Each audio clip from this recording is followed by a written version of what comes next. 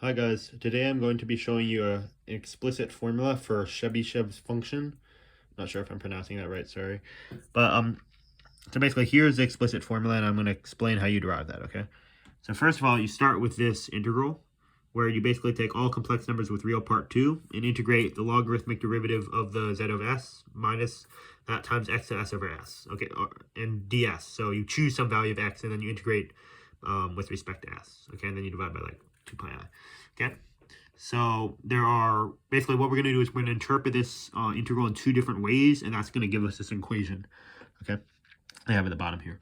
So the first way to do it is to split this up, okay? So if we define this sort of function that looks a little bit like an upside down V, to be if your input is a power of some prime called P, then it's going to be natural log of P, and if it's not a power of some prime P, then it's going to be 0, okay? So just by using properties of logarithmic derivative and a little bit of calculus, it's not that difficult to derive that the logarithmic derivative of zeta function with a minus sign attached, is just the sum over all integers of, or all natural numbers of our function of in over into the s, okay? So we can replace that, and we can sort of, I'm not proving this super rigorously, this is more just an intuition. It's not super rigorous, but you can switch to sum in the integrand. Again, I'm not proving this rigorously, but you can. And what you get is, again, I'm replacing this with this equation right here, and I'm switching out the sum and the integrand. And what I'm going to get is x divided by n, where we're summing over now all the values, all the natural numbers in, and you get x over into the s, okay? So if n is going to be larger than x, then this right here is going to be a number less than 1, okay? Now what this means is if we think about values of s with a large real part, then this thing is going to be very close to 0. So what we can do is we can consider, remember we're integrating along numbers with real part of 2. You can imagine that as sort of a line coming up. You can imagine adding sort of a curve that goes to the right. You go really far up and then you curve around to the right, and adding that will contribute nothing to your integral, because again, if you're adding stuff to the far right, this is going to be basically 0, right? Because it's a number less than 1 raised to very large real part. So this thing's basically 0.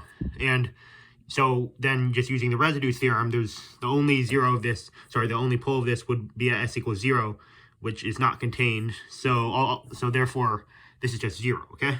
So for the terms n is greater than x, this is just contributes 0. We don't have to worry about it. If n is less than x, then this thing is going to be greater than 1. So we do the exact same idea, but this time we do it to the left, because now to the left, this function gets really small, okay? So we can go up and we can add on to our integral something to the far left, and this will contribute nothing because of what I just talked about. And so now we can just use a residue theorem. I mean, there is a residue here because of the s equals 0 is now within our integral. So the exact residue isn't that hard to calculate, because this thing is going to be 1, because the residue is at s equals 0. And so when you plug in s equals 0, this thing is going to be going to 1, so this is going to have a residue of 1.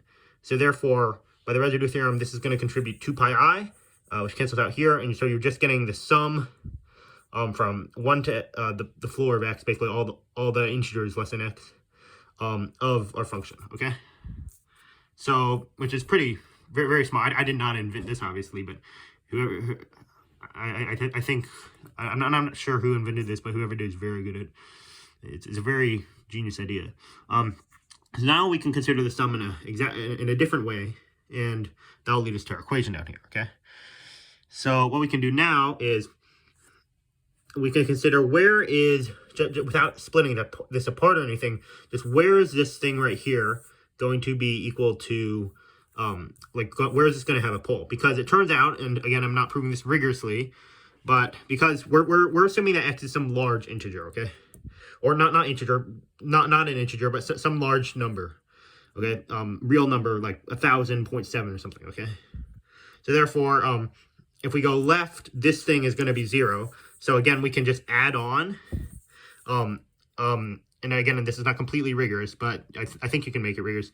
You can just add on a sort of a large thing to the left, to our integral and then use the residue theorem. So we just need to find what are the residues of this function, sum them up, and we will get what this is equal to, okay? So what is this? Well, there are a few cases of when this thing could have a pole.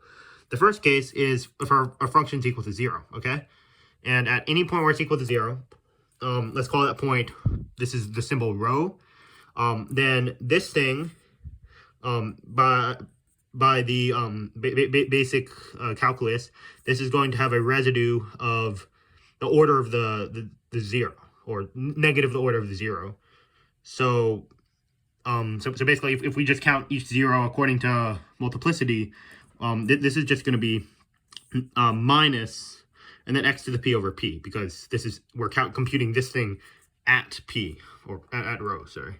So basically, each one of the zeros, again, this thing is just going to be just sort of act like just 1 over, this is going to have a residue of 1, but then you're multiplying it by x to the s over s at s equals p, so it's just, or sorry, at x equals rho, so it's just really x to the rho over rho.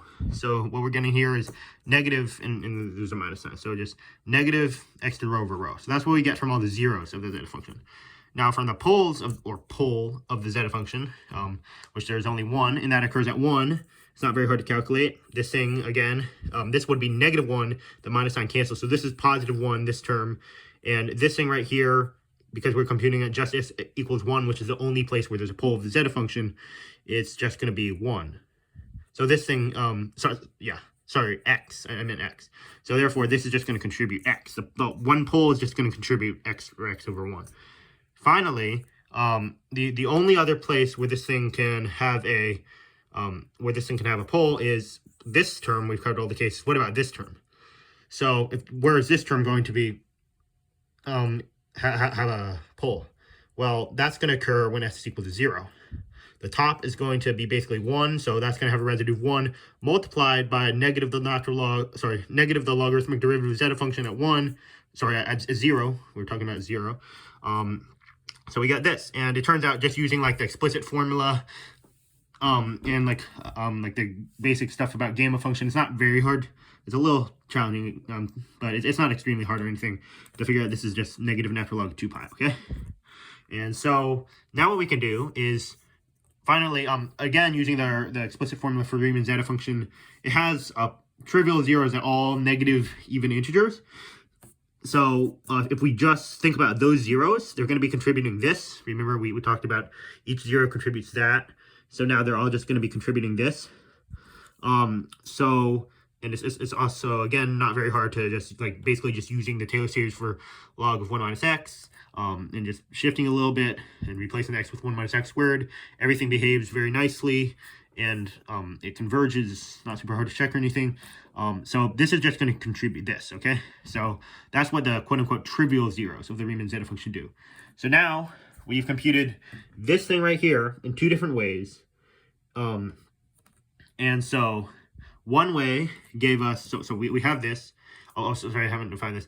But so basically, one way gave us the sum from all the integers, all the natural numbers from 1 to basically x of our function. Remember this function of that function there, okay? So like that function of 1, that function of 2, that function of 3, all the way up to x, okay? And that function actually has a name. It's called, if you sum all those up, it's called the Chebyshev function, okay? So again, one way to calculate this, we figured out it's equal to basically the Chebyshev function of x, summing up all the values from 1 to x.